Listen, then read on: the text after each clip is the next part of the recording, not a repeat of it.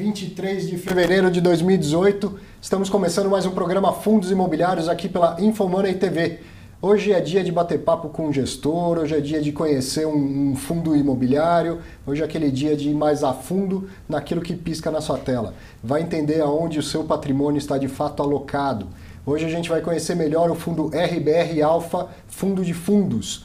Um fundo imobiliário que investe em cotas de outros fundos imobiliários. Qual a vantagem disso para você? Quem é que vai pensar nessa alocação? Tudo isso você vai entender melhor daqui a pouquinho. Eu vou conversar aqui com o Ricardo Almendra e com o Bruno Santos, ambos da RBR Asset Management, que vão então esmiuçar esse fundo para que você conheça melhor e invista e coloque aí no seu portfólio se parecer adequado ao seu perfil de investidor. Vai ser um baita papo. Falar do fundo vai ser o pano de fundo para conhecer dois profissionais aqui com estrada e com opinião e com vontade de fazer o mercado de fundos imobiliários dar certo, tenho certeza. Logo depois dos destaques e logo depois dos fatos relevantes. Essa semana teve pouquinho fato relevante. Dois deles de fundos menores, com poucos cotistas, que eu até enxuguei um pouquinho para sobrar espaço para os destaques. Então, falando de fatos relevantes, eu vou falar do Senesp, que divulgou no dia 21 de fevereiro uma rescisão de contrato de locação, infelizmente. A General Electric, que é a locatária do terceiro andar, pretende devolver o imóvel em 20 de junho desse ano. Então, se confirmada essa saída, a vacância do fundo vai para 50,3%, um pouquinho mais da metade do imóvel vazio, né? E a distribuição de rendimentos deve ser reduzida em 16,5%. Mas atenção, essa saída vai ser em 20 do 6, se confirmada. Então, não é que o mês que vem o rendimento vai mudar. Isso é para o meio do ano. Destaques da semana, a B3 divulgou o boletim do mercado imobiliário com dados fechados do mês de janeiro e bastante crescimento de novo. Em número de fundos agora, a gente tem 323 fundos na indústria como um todo e destes 141 são listados na B3 para negociação em bolsa ou balcão organizado. O patrimônio líquido total desses 323 fundos soma já 72,4 bilhões de reais. Indústria crescendo bastante. Olha aí o valor patrimonial em relação ao valor de mercado dos fundos, muito próximo, né? 40,3 bilhões. Esse é o valor patrimonial dos fundos listados em bolsa, então apenas os listados agora. E o valor de mercado deles praticamente 39 bilhões, muito próximo uma coisa da outra. Mas me chamou a atenção isso aqui, O valor de mercado de janeiro de 2017 para janeiro de 2018 cresceu 25%. Como que cresce o valor de mercado? Cresce com valorização das cotas. E a gente já vai ver que isso fica claro quando olha para o gráfico do IFIX. Claro que também pode ter aí aumento do número de fundos, né? Se em janeiro de 2017 não era a mesma quantidade de fundos de janeiro de 2018. Mas então eu tenho mais fundos listados e esses fundos valendo mais, as cotas valorizadas ao longo de um ano. Olha a variação no número de investidores. Então, do mês passado para esse mês, de dezembro para janeiro, são 8% a mais de investidores. Número recorde 125.785. Número recorde, mas ainda muito pouco, né? São só 125 mil num país de 200 milhões de habitantes. Mas olha o crescimento disso, 40% em um ano. Se a gente comparar novamente de janeiro de 2017 para janeiro de 2018, são 40% a mais de cotistas. Só que dessa vez num caminhar mais leve, né? Não como foi lá 2012, 2013, que o BB Progressivo 2 e um pouco aqui o Santander Agências trouxe um crescimento, quase que dobrou o tamanho do mercado assim, em duas ofertas públicas. Aqui já ao longo do ano, mais 40%, 125 mil cotistas. Muito bom. Sejam bem-vindos ao mercado, invistam com consciência, assistam ao programa, procurem aí bastante conteúdo que tem disponível hoje. E outro destaque eu peguei aqui lá na Economática, é o gráfico do IFIX. Estamos, fechamento de ontem, 2.287 pontos, e esse é o IFIX nominal. Então, máxima novamente, lá no topo, máxima histórica. E você sabe, eu gosto sempre de comparar isso com a inflação. Então, aqui está o IFIX real deflacionado pelo IPCA. E aí, então, olha a diferença lá para aquele topo de 2013, que parece gigantesca. Teve inflação durante todo esse período, né? Então, acho que se a gente considera a inflação do período, então esse topo não é tão grande assim, na verdade o IFIX está mais ou menos uns 4% acima daquele topo de 2013. Máxima histórica considerando a inflação, isso significa ganho real para o investidor, mas um ganho de 4% nesse período que não é curto, de 2013 para 2018. Tudo isso com certeza a gente vai repercutir já no nosso bate-papo. E antes então quero te falar do curso Viva de Renda com Fundos Imobiliários. Esse curso, você sabe, ele é online, eu gravei aqui em parceria com Infomoney Educação, tem cerca de 9 horas de conteúdo e ao comprar o curso você compra acesso ao sistema por 12 meses. Então essas 9 horas você vai distribuir aí na sua agenda da melhor forma, assiste pelo celular, pela TV, se tiver conexão à internet, pelo computador, por onde for melhor para você e assiste quantas vezes quiser. Durante 12 meses, assiste quantas vezes quiser. Além do curso, recentemente eu escrevi também em parceria com o Infomoney um e-book chamado Guia de Investimentos em Fundos Imobiliários. Esse material ele é gratuito, o e-book é gratuito e ele é destinado a esses novos entrantes, ao pessoal que não sabe o que é fundo imobiliário ou que está começando a entender agora. Tem inclusive um glossário lá com 50 termos do dia a dia, tanto de bolsa como do mercado de imóveis. É para você começar a entender melhor, se interessar, entender os jargões de mercado e investir cada vez com mais consciência, tá certo? Por fim, eu quero, para encontrar o e-book, você encontra neste endereço que está na sua tela, ou então dá uma passadinha lá na minha página do Facebook, que você vai encontrar também logo uma postagem com link para ele. É o facebook.com/Arthur V. Moraes. Ok? Vamos bater um papo aqui com o pessoal da RBR que veio nos atender de última hora, hein?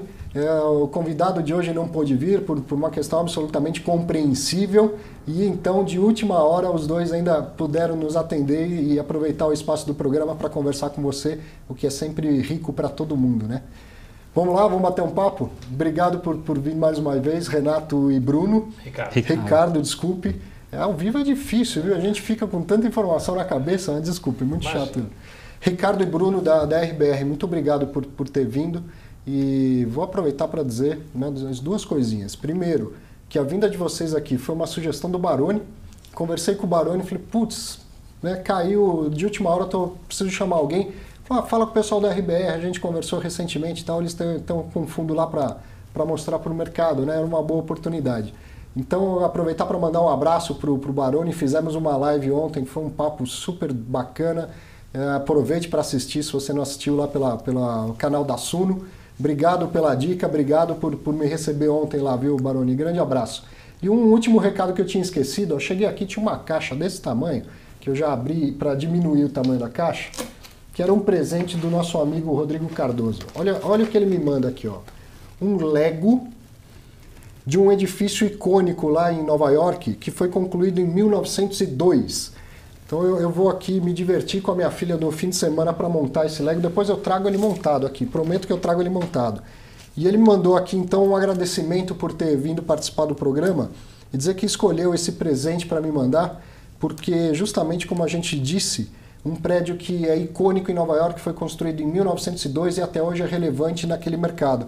Então ele fala, olha, isso corrobora a nossa tese de que o espaço sempre existirá e poderá se readaptar às constantes reconfigurações de costume da sociedade nos mais diversos tipos e períodos históricos. Então, a tremenda gentileza do Rodrigo.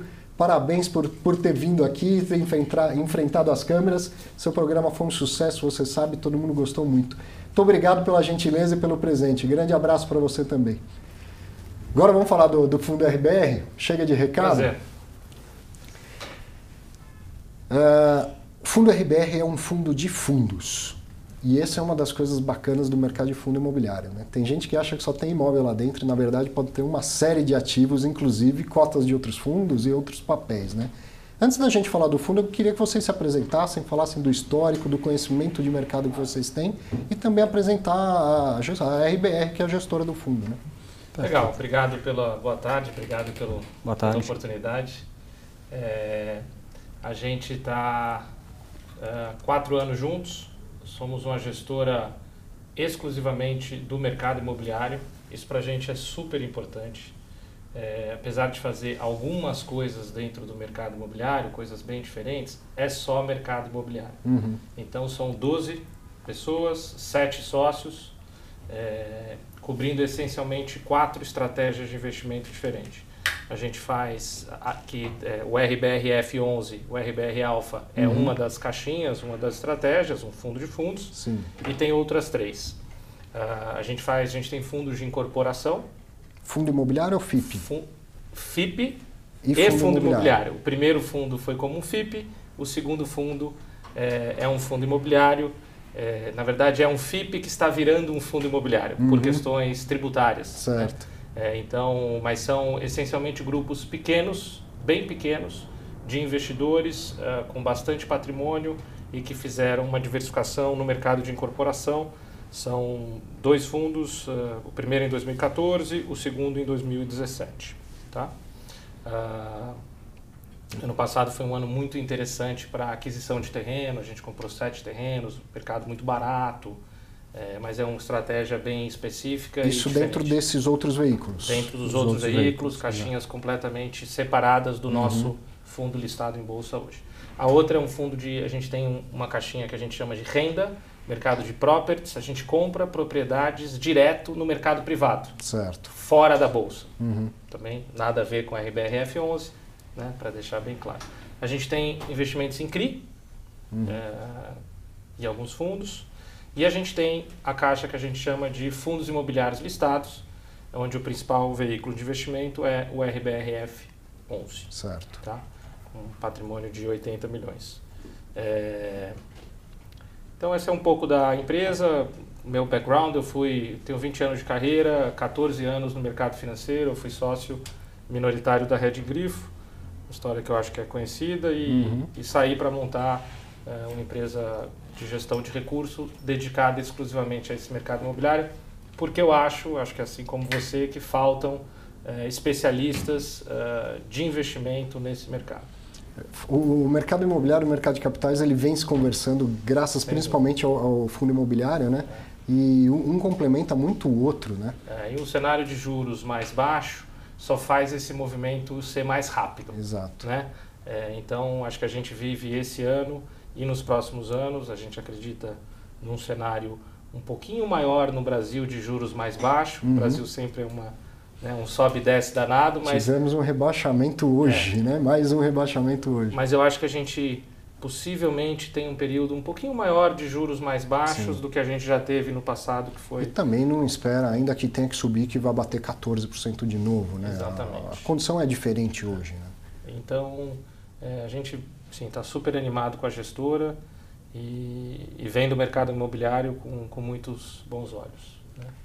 Então já... O Bruno é o responsável por essa área de fundos imobiliários. Acho que é interessante passar para vocês como é que a gente tem... Bruno é analista. É analista e trader do RBRF11, eu sou o gestor do fundo, mas o nosso processo de investimento, isso vale para tudo que a gente faz, especificamente do RBRF11, a gente tem um comitê de investimento, do qual eu sou responsável, que participam 4 pessoas. Os 3 sócios principais da RBR, que sou eu, Guilherme Bueno, que é responsável pela área de incorporação, e o Caio Castro, que é responsável pela área de renda. Junto com o Bruno, a gente senta, discute intensamente o mercado e toma as decisões de investimento. Para o RBRF11, a gente pode investir essencialmente em 2 coisas, e acho que essa é uma diferença importante. Fundos imobiliários ou CRI. A gente pode investir em CRI direto. Na política do investimento. De investimento. Então isso, você vai falar um pouquinho do IFIX daqui a pouco, mas pra gente, a gente sempre procura uma casa que procura muito comprar um tijolo barato, né? À medida que o IFIX vai subindo, naturalmente o preço do tijolo vai subindo. Exato. Né? Dentro do IFIX você tem fundos de papel também, mas tem muita coisa de tijolo. A nossa ideia é, à medida que esse tijolo ficar muito caro, você vai ver o RBRF11 cada vez mais concentrado em CRIs ou fundos de CRIs. Né? Essa é uma das vantagens que eu vejo de um fundo de fundos. Você ter um especialista que vai no fundo, proteger o teu patrimônio. E definitivamente proteger o patrimônio não é escolher aquele fundo que paga o melhor dividendo hoje. É isso que a gente conversava há pouco, né? Então, mas acho que é legal o Bruno comentar um pouquinho. Boa tarde a todos. Falando um pouquinho de background, até 2015 eu fui controller de incorporadora. Então, trazendo esse conhecimento de real estate, que é muito a base dos sócios da RBR, muito de mercado imobiliário, muito DNA de real estate mesmo, e um pouco menos de mercado financeiro, acaba sendo uma união. Né? Então, até 2015 fui controller de incorporadora, e em 2015 eu me uni com a RBR para a gente iniciar essa estratégia de fundos imobiliários listados e essa gestão que é muito focada no fundamento. Né? Acho que o fundamento de um fundo imobiliário é analisar a qualidade do tijolo, analisar a região onde ele se encontra, o que é perspectiva. Né? Então, acho que de lá para cá foi uma evolução boa. Em setembro do ano passado, iniciamos com a RBR Alpha. Essa gestão nossa começou em 2015, Arthur.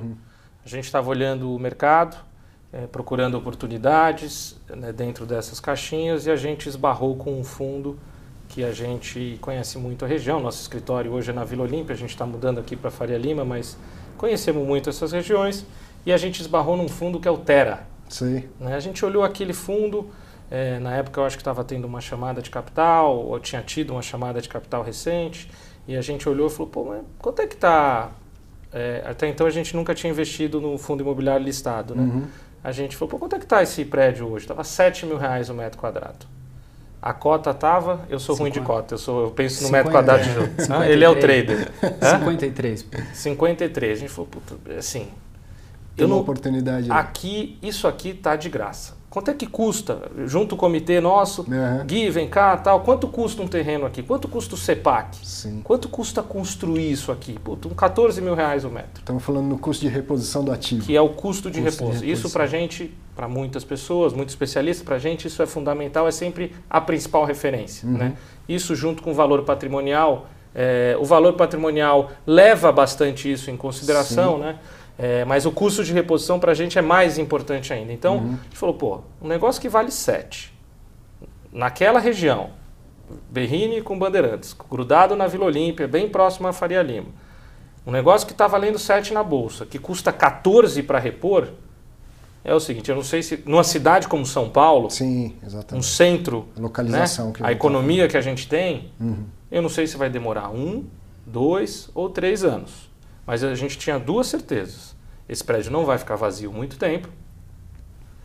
E esse prédio, no mínimo, tem que valer o que custa repor ele. Sim. E aí a gente fez um investimento importante. E é daí que essa história do nosso fundo de fundos começa. Essa gestão que começou no dia 23 de junho de 2015 até hoje, a gente tem um resultado geral de 1,5 vezes o IFIX. Né? A gente conseguiu gerar um alfa importante. E aí, conversando com algumas casas, a gente resolveu fazer o primeiro fundo de fundos e oferecer isso para uma parcela maior de investidores. Até então, era muito capital proprietário e capital de alguns poucos e grandes investidores. A gente resolveu abrir isso como um fundo listado em bolsa. Recentemente, a gente fez uma conferência. Foi a primeira conferência trimestral que um fundo de fundos fez. Legal. Parte, eu acho que, dessa profissionalização que a gente estava conversando antes. Né? Então, a gente hoje tem um calendário já para o ano, nos meses de janeiro, abril, julho e outubro. A gente vai conversar com o mercado, a gente abre as nossas posições. Então, acho que é uma das preocupações que a gente tem de explicar as nossas escolhas e prestar conta para o cotista. Né? E hoje são quantos cotistas? São por volta de 2.000 cotistas. 2.000 cotistas. De um fundo que tinha... Quantos tinha? Uns 10 cotistas? Era literalmente 10 cotistas. Para 2.000 muda bastante, né? Muda bastante. Muda a responsabilidade, né? Muda a forma de se comunicar também. A importância então, de se comunicar. Ter um webcast, ter um relatório mensal expondo exatamente a opinião do gestor. Acho que tudo isso é um desafio que a gente está aprendendo também junto com o mercado. Bom, você já falou um pouco, mas eu sei que tem os detalhes da estratégia alfa, estratégia beta, né? Eu queria que vocês explicassem então qual que é a estratégia do fundo, qual que é essa proposta, né? Como que vocês vão executar. E me parece, claro, como você acabou de dizer, que não é uma estratégia de curto prazo, é uma estratégia de longo prazo. Né? O timing é diferente aí, né? Sem dúvida. Tem algumas frases assim que a gente gosta de falar, para que a pessoa tente sempre associar a RBR a algumas frases que a maneira como a gente enxerga o mercado. Então, uma delas é que o mercado imobiliário não combina com curto prazo. Certo. Então, quem está tomando decisão pensando no melhor rendimento do mês que vem, a chance de sofrer algum impacto inesperado é maior. Né? Perfeito. Então, a gente toma decisão sempre pensando no longo prazo. O que é longo prazo também? A gente fala, pô, analisa nosso resultado olhando pelo menos mas idealmente 2, 3 anos, né, de gestão. Né? Então, essa é uma coisa. E a segunda coisa que a gente gosta de falar é o seguinte, dividendo é a consequência de um bom tijolo. Exatamente, o dinheiro não cai do céu. Eu brinco assim, que não é o cachorro o rabo que balança o cachorro, e sim o cachorro que balança o rabo. Se você quer bom dividendo, você tem que ter bom tijolo. E dividendo vem, pelas regras do fundo imobiliário, não vem só do aluguel. Tudo que você gera de rendimento no fundo tem que ser distribuído semestralmente. Perfeito. E rendimento vem de duas formas. Aluguel e ganho de capital. Perfeito. Então, se você é um gestor que se propõe a ser ativo, comprando um fundo, vende, troca para outro de maneira cuidadosa, responsável, mas tentando achar um metro quadrado, um tijolo barato, e você vai, ao longo do tempo, ter um excelente dividendo. Não obrigatoriamente ele vai ser um reloginho, Sim. mas ele tende a ser um dividendo muito bom. Essa é a história do nosso fundo. Né? E a gente, na oferta, falou uma frase que talvez até seja... assim, eu sempre tenho a preocupação de não parecer arrogante, que é falar assim, pô, talvez o nosso fundo não seja para todo mundo. Porque eu não quero ter o compromisso de ter um dividendo reloginho, mas acredite, vai ser um dos melhores. Eu acho isso sensacional. Nenhum fundo é para todo mundo, não é? Exato. Cada perfil de investidor que encontre o seu portfólio que encaixa, né? Então, por isso que é importante, e eu agradeço de vocês estarem aqui, que quando vem um gestor aqui e deixa claro qual é o perfil do fundo, fica claro para quem está assistindo qual o perfil de investidor que deveria se encaixar ali. Perfeito. Né? Tem perfil para todo mundo, tem riscos e oportunidades para todo mundo. Se o mercado conhece bem o seu fundo, você não vai ter dificuldade em fazer o cotista entender o quanto o timing da sua estratégia leva, né, por exemplo. Perfeito. Exato. São 4 estratégias principais. Deixa eu encontrá-las aqui. Que você comentou, né? A gente tem uma estratégia que chama Alpha, onde a gente essencialmente está atrás desse tijolo barato. Que é a principal estratégia do fundo hoje. O Gabriel pode pôr um pouquinho na tela, ó, tem as 4 estratégias aqui. Então pode falar. Alpha é onde a gente está buscando esse tijolo barato. São posições onde a gente não imagina vender no curto prazo. São certo. posições onde a gente fala, pô, tem bastante suco para tirar aqui. Aluguel, rendimento e ganho de capital. Né? Os dois juntos que tudo vai virar dividendo. Então essa é a Alpha. A gente imagina um fundo que tenha uma posição sempre relevante nisso. Que não precisa ser nenhum mercado específico. Não obrigatoriamente é corporativo, AAA São Paulo, que é o que a gente mais gosta hoje. Né? Mas a gente não tem nenhuma obrigação de ter o corporativo AAA São Paulo. A gente gosta do mercado corporativo no momento, em São Paulo, pelo ciclo de supply and demand, de oferta e demanda. Perfeito, o reloginho do mercado imobiliário, sempre se fala. Beta é uma classe que a gente tem uma participação menor, né? Essas classes nem estão no regulamento, é a maneira como a gente faz a gestão do fundo. Beta é algo mais de market timing, mais de curto prazo, mais tático. Eu acho que tem um fundo pagando um dividendo de 10 e eu acho que o mercado vai precificar ele a 8. Né? Então, isso. Dentro desse tático se encaixa alguns dos fundos que estão indo ao mercado agora. IPOs como IPOs da 20, IPOs como XP. Posso até entender a estratégia alfa como a estratégia de real estate e a beta como a estratégia de bolsa? Com cabeças mais parecidas de uma para outra? Pode, é uma boa. Talvez seja até um nome melhor de... A gente já recebeu críticas dos nomes, então talvez mude um dia, mas é isso mesmo. CRI é a nossa expertise de mercado imobiliário, onde a gente fala o seguinte, olha, tem hora que o risco-retorno tem risco-retorno muito bom em se fazer um instrumento de renda fixa, só que com garantia real. Né? A gente não faz nada que não seja imobiliário. Eu não vou comprar uma renda fixa sem garantia, porque eu não sou banco, eu não sou analista de crédito. Né? Meu negócio não é analisar balanço, eu sei analisar. Meu negócio é analisar a garantia. Né? Então, aqui é que a gente acha que a gente consegue trazer um grande diferencial. Né? Operações estruturadas, hoje a gente tem 10% do fundo investido nisso, num retorno médio superior a CDI mais 3. Né? E bem pulverizado, nunca uma posição muito grande. Isso é fundamental, a diversificação. Nessa o CRI pode ter até 1/3 em ativo direto, mas um CRI específico nunca vai ser uma posição relevante. Certo. Então é uma estratégia que eu te diria com bastante tranquilidade que se o IFIX continuar subindo do jeito que está, você vai ver essa estratégia de CRI High Yield subindo dos 10% onde está para 30%. Isso te dá a manobra como gestor, né? Exato. Para ir aproveitando oportunidades, para alocar um caixa esperando uma caída maior. Até assim. Porque a gente... E tem ganho de capital no mercado de renda fixa também. Sem dúvida. Sem dúvida. A taxa de juros se movimentou, você pode realizar um ganho de capital e isso virar rendimento para o cotista. Né? Perfeito. E essa estratégia ela começou lá em junho de 2015, quando o tijolo ele estava muito barato. Então, em algum momento, quando esse tijolo estiver muito caro, o natural para o gestor é defender o capital. Sim. E investimento em dívida, via CRI ou via fundo imobiliário de CRI também, é um ótimo instrumento para você se proteger no momento em que você achar que fundo de tijolo não é o melhor investimento, porque ele está muito caro. Né? E trazendo isso também com isenção para o fundo, né? Também com isenção. Colocando em CRI o que entra isento. Perfeito. O ganho de capital é isento também no CRI? Sim, né? CRI sim. Na cota de fundo na cota de fundo não. Que é algo que também vai mudar. Tem que mudar, né? Acho que recentemente já teve um outro fundo de fundos que teve um ganho de causa em primeira instância. Ainda é um processo mais longo, mas a gente entende que no longo prazo isso tende a ser eliminado, né, essa distorção. Porque não faz sentido, né? E não a última caixinha é o caixa, é a liquidez, que não é onde o recurso tende a estar, mas eu acho prudente sempre ter um pouco, né? A gente estima ter alguma coisa entre 0% e 10% nisso.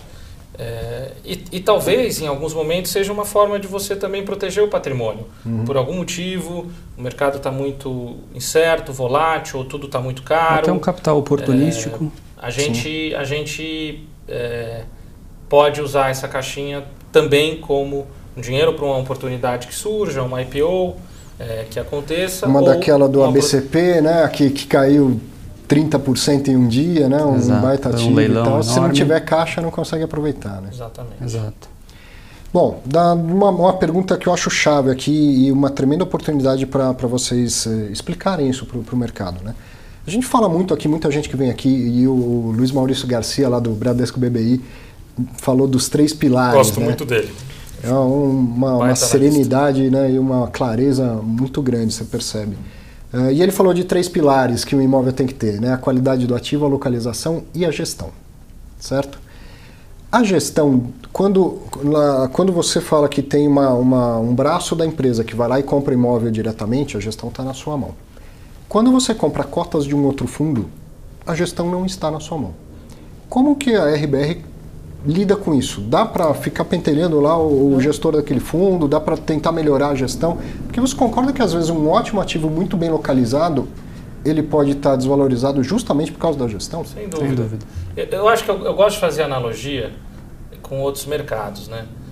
O fundo de ação também é um pouco assim, né? Sim. Você, quanto mais ativista, participativo, atuação num conselho você mais você vai conseguir, talvez, extrair valor daquela posição que você está. O imóvel não é diferente. A gente o nosso fundo hoje é um fundo de 80 milhões. Então, ele não é um fundo que sozinho vai ter posições muito grandes ainda em fundos. Mas, para alguns fundos menores, monoativo, a gente tem participação relevante já.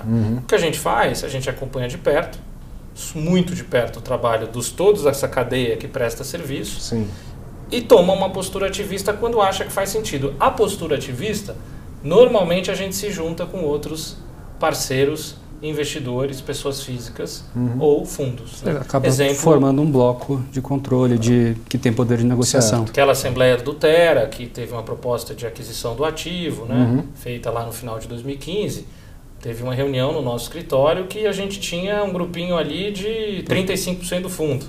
Se a gente for juntar esse mesmo grupinho hoje, deve bater uns 40%, 50% do fundo. Então, são formas da gente participar ativamente da gestão dos ativos, mesmo não sendo o contratado direto. Sim. E acho que você está coberto de razão, é super importante você acompanhar isso de perto.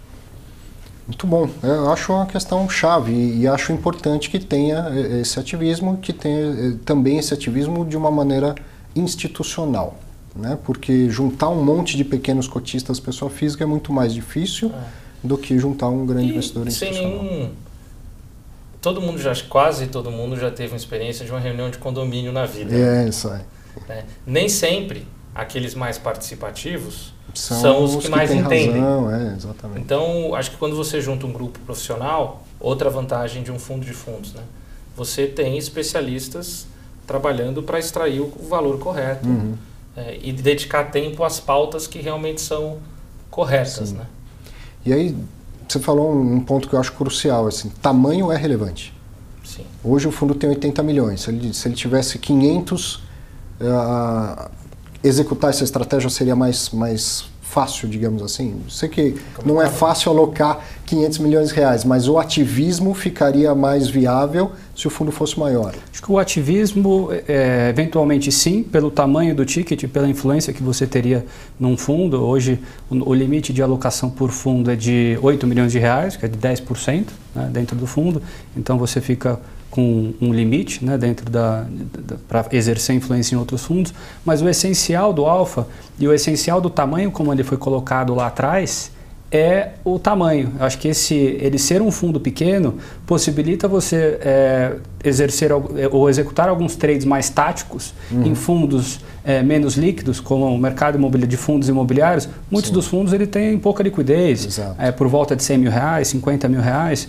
Então, com esse tamanho e olhando a nossa estratégia dos últimos 3 anos, acho que esse tamanho é muito importante e a gente gostaria de ficar entre 0,5% e 1% da indústria, não muito mais do que isso. Acho que isso é essencial para o alfa que o fundo pode gerar no longo prazo. Na balança entre ser um gestor que consegue ser ativo ao comprar e vender e ter um tamanho maior para ser ativista, eu acho ser ativo, poder aproveitar da compra e venda, eu acho mais importante. Então hoje, se você falar assim, pô, Ricardo, você tem vontade de transformar o alfa de 80 em 800?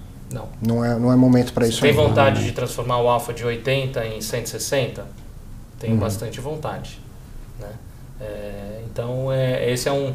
160 você vai ser o tamanho suficiente para você ser bastante ativista? Eu acho não.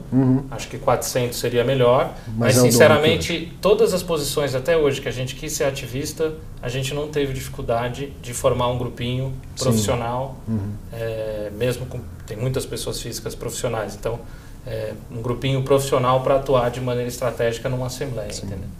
Acho que a liquidez do mercado é uma das grandes dificuldades de um fundo de fundo. Né? Eu não trouxe aqui o slide, mas no boletim da B3... Agora que está também num pico, está em 40 milhões de reais por dia. Então você tem um fundo que tem 2 dias inteiros de mercado. Não dá para ser o único player de um dia de mercado. Né? Então é difícil. O lado bom de ter um fundo de fundos é que você pode investir em alguns fundos com menos liquidez, até porque você não tem resgate. Né? Um fundo com prazo indeterminado. Isso ajuda muito a você entrar nessas posições, mas o tamanho, de novo, é super importante para você conseguir entrar e em algum momento sair, dado algum fato que aconteça no mercado. E Bruno, para o trader, faz falta os derivativos? Que é outra característica desse mercado, de não ter um contrato futuro, uma opção, não poder operar vendido e tal, faz falta? Faz falta, mas eu acho que antes da gente pensar em derivativos, a gente precisa melhorar muito a liquidez, e acho que a melhora da liquidez vem junto com esse movimento de governança do mercado. Acho que você trazer mais segurança para o investidor, você trazer mais informações para o investidor, acho que tudo isso gera liquidez e em algum momento isso acaba se tornando possível você ter derivativos, você shortear um fundo e comprado em outro fundo. Acho que aparecem distorções muito grandes nesse mercado. Mas a gente que olha muito o valor assim, dos tijolos, putz, às vezes dá uma vontade danada de poder fazer um long and short, né? Sem dúvida. Mas não tem. Mas uma das coisas que a gente estava num comitê de investimento lá recentemente, faz um mês mais ou menos, a gente discutindo, poxa, as coisas estão andando, os fundos estão subindo, que tipo de proteção a gente pensa muito em proteção, né? Como é que a gente pode proteger? Uma das coisas, talvez uma das poucas coisas, fora trocar um fundo de tijolo por CRI, um pouco mais de caixa, é você realizar um pouco de ganho de capital. Perfeito. Né? Então, naturalmente, hoje a gente tem um ganho de capital razoável já lá dentro. Quer dizer, vai ser muito normal o RBRF11 à medida que vai realizando o seu ganho de capital, você vai distribuindo isso aos poucos para o cotista. Fala, poxa, mas tem posições que eu ainda acho que vai subir mais 10%, mais 20%. É verdade, mas vamos proteger e botar um pouquinho no bolso. Exato. Né? Vamos fazer esse dividendo, provar que vem tanto de ganho de capital como de aluguel. Né? Então, acho que é algo que é uma forma de você proteger hoje. Né? Não é um derivativo, mas é uma forma de você botar no bolso do cotista, né? E não lá do PL do fundo. Sim. E a gente comentou muito durante o período do roadshow do fundo, que foi há pouco tempo atrás, que o fundo era muito, o foco era muito em ganho de capital. Eu acho que o importante é comentar que esse ganho de capital ele se torna dividendo também. Exato. Né? Então acho que olhando o nosso dividendo agora de janeiro, que foi pago em fevereiro, uma parte dele relevante veio de ganho de capital. Então é importante ressaltar isso, que dividendo é o rendimento mensal dos fundos mais esse ganho de capital. Acho que 2, 3 anos atrás, para olhar valor, olhar longo prazo, a balança era muito mais ganho de capital e menos dividendo. Até porque muitos dos imóveis estavam vazios, contratos de locação mais baixos. Hoje essa balança é mais equilibrada. Você tem uma combinação de ganho de capital e dividendo muito mais em linha, mas ganho de capital se torna dividendo. Acho que isso é muito importante comentar. E ganho de capital vem de fundamento, né? Comprar um tijolo bom numa região boa, no preço correto. Eu vi o relatório gerencial de vocês, gostei muito daquela barrinha que mostra do faturamento para a distribuição de rendimento, o que é cada uma das coisas. O que foi custo, o que foi ganho de capital, o que foi rendimento de outros fundos. Achei aquilo muito bom, vai ser usado em sala de aula com toda certeza. Legal. Porque deixa claro, né, o que é a renda variável. Não é o lucro residual, né, não é o resíduo de todo o faturamento, de tudo que aconteceu lá dentro. Vocês deixaram tudo claro lá, da onde veio o resíduo. Né, o faturamento, tudo que sai, e o que sobra da onde veio. Perfeito. Acho que a gente tenta usar o relatório um pouco como uma parte educacional. Né? Maneira como a gente gere, quanto mais entender, melhor vai ser, melhor o investidor vai estar alinhado com o que a gente se propõe. Né? E mais eu acho que eu acho que é um trabalho que você faz muito bem, levar um pouco da parte educacional para que o cotista possa tomar suas decisões de uma maneira embasada. Né? A gente estava falando até um pouco antes, meu sonho é que o investidor possa olhar um ativo e analisar muito além da renda que ele paga. Da renda mensal, né? Exatamente. Então, isso que eu acho que é um dos objetivos também do relatório. Bom, um outro desafio que vocês têm é chegar nesse momento e alocar capital com o IFIX na máxima e com a Selic na mínima. Não é?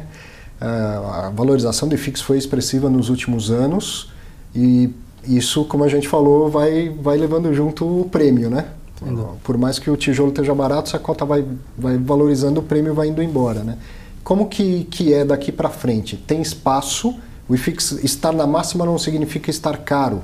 Perfeito. E é isso que eu quero saber de você. Está caro ou não? Tem espaço?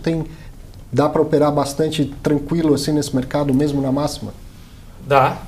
Eu acho que a gente ainda vê, eu diria, de 1 a 2 anos para que o mercado caminhe para a terceira fase do ciclo de recuperação. Então, a gente olhava o mercado lá em 2015 falando, estamos num país numa mega crise, num estresse danado político e econômico. Os fundos de graça do ponto de vista de metro quadrado. Fundamento. Né? Os aluguéis lá embaixo. O mercado veio o impeachment, o mercado foi melhorando, o juro começou a cair. Essa é a segunda fase. A gente está no período final. Né? O IFIX muito próximo do valor patrimonial, como você mostrou, e mais do que isso, o IFIX hoje, os fundos estão muito próximo do seu custo de reposição. Os ativos estão muito próximos, eles não estão muito descolados. Né? Se você pensar num prédio, vamos falar do FVBI aqui, né? Ele está lá cotado hoje em bolsa a R$105. R$20 mil. A cota está uns 105, dá uns 20 mil e poucos reais o metro quadrado. Poxa, quanto custa para fazer aquele prédio de novo? Primeiro, não tem mais terreno na Faria Lima, a principal avenida, né, de prédios corporativos da cidade. CEPAC, então... CEPAC. Né? Mas tranquilamente, você não está muito longe do custo de reposição.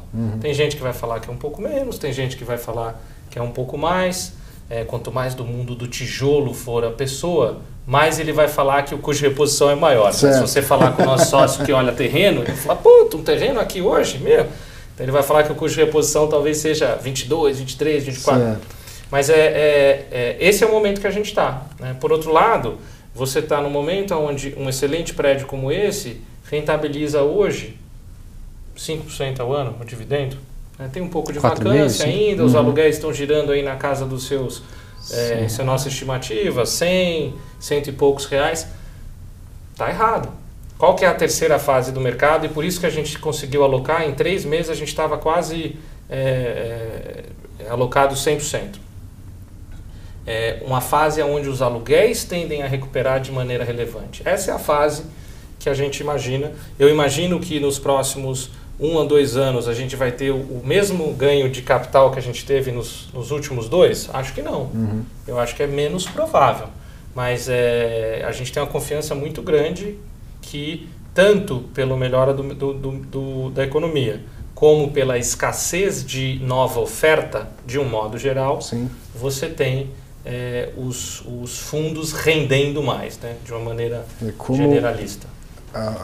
A vacância vai diminuir, é o que se espera. Exato. Uma hora os contratos, os valores dos contratos de locação começam a ser reajustados para cima. Exato. O fundo fatura mais e distribui mais. Perfeito. Então, se o rendimento dele aumenta, a cota vai acompanhar. Vou dar um exemplo prático do FVBI, né? Eu acho absolutamente razoável se pensar que um aluguel médio, daqui a alguns anos lá, será por volta de R$150 o metro. Já chegou a ser mais que isso. Sim. Sem contar toda a inflação do período. Estava uma bolha danada, estava um exagero. Mas vamos pensar em 150. Um fundo, hoje, tradeado a R$20 mil o metro, que paga R$150 o metro quadrado de aluguel, vai gerar R$1.800 o metro quadrado de aluguel no ano. Sobre R$20 mil o metro, é 9% ao ano, com uma Selic de 6,75. A gente não consegue achar que as coisas estão caras. Também não está de graça. Sim. Mas o tijolo, o bom tijolo, vai gerar um bom... Pagar o preço não significa pagar caro também. Perfeito. Se tiver desconto, melhor. Mas se está no preço, não é que eu estou fazendo um mau negócio. Estou fazendo um negócio pelo preço que ele vale. E acreditando que ele vai valorizar no futuro, com um fundamento na tese do mercado, do ciclo do mercado. E com muito menos risco, eu acho, né, Arthur? Assim, hoje, a chance de você comprar um ativo imobiliário e ele ficar vazio no dia seguinte é muito menor, né? Sim. Pelo momento do mercado e tal. Eu sempre brinco que o melhor ativo que você pode comprar é comprar hoje um prédio hoje, inteiro vazio, e alugar amanhã. Mas não dá para fazer isso, né? Então, eu acho que hoje você tem menos risco e, naturalmente, você também ajusta o teu risco-retorno. Mas é um momento que eu acho que não está caro. E ainda é um bom momento para você investir em fundos imobiliários. E cada vez mais com essa valorização dos fundos imobiliários, a gestão, você selecionar um fundo correto, no preço correto, é importante. Né? Então, acho que 2, 3 anos atrás, a possibilidade de você comprar um fundo barato em termos de fundamento, sem uma seleção muito grande, era maior do que é hoje. Então, acho que quando o mercado anda um pouquinho mais, essa gestão é super importante, essa gestão profissional. A gente está se referindo muito a São Paulo, tá? Exato. Rio é outro universo. Outro universo. Então, nossa gestão hoje é absolutamente olhando São Paulo. Nosso tempo está praticamente esgotado. Só quantos fundos hoje tem lá dentro? Se eu comprar uma cota do RBR Alpha, eu indiretamente cheguei em quantos ativos? Estamos por volta de 15 fundos hoje, grosso modo. 15 fundos e mais alguns ativos imobiliários direto, como o CRIs, né? A gente deve ter uns 5 CRIs direto. Então você está comprando 20 ativos imobiliários, tem fundo monoativo, tem fundo diversificado e tem CRI direto. Então eu acho que é uma boa diversificação. A gente vem, vou falar um pouquinho de dividendo, sempre na combinação de ganho de capital e dividendo. A gente veio num fundo naturalmente começando com pouco dividendo. O começo estava alocado em renda fixa, de alocação. Aí você vai alocando a liquidez. Então, a gente no final de dezembro já estava quase que inteiro alocado. O último dividendo nosso foi 0,65 por cota. Pelo fechamento de janeiro, você estava com yield anualizado de 8,4. E a gente tem um conforto, um guidance, não é um compromisso, mas é um guidance de que eu acho pouco provável esse dividendo diminuir. Porque a gente tem a questão do ganho de capital, a gestão ativa que a gente faz. Então, é um guidance que a gente pode, eu acho que, tranquilizar o investidor nesse sentido e acho que é uma mensagem importante. Legal. Infelizmente, nosso tempo acabou, mas eu espero que vocês voltem já com uma agenda mais tranquila, né, da minha parte, mais programada. Legal. E principalmente para falar que o fundo já tem mais de 80 milhões e tem muito mais alocação. Obrigado. Estou à disposição. Obrigado, Ricardo. Obrigado, Bruno. Sucesso para vocês. E quero ver esse fundo crescer. Enfim, Parabéns. quero ver a estratégia alfa dar certo aí. Tá Parabéns bom? pelo programa. Parabéns. Muito legal. Obrigado, viu? Obrigado a vocês.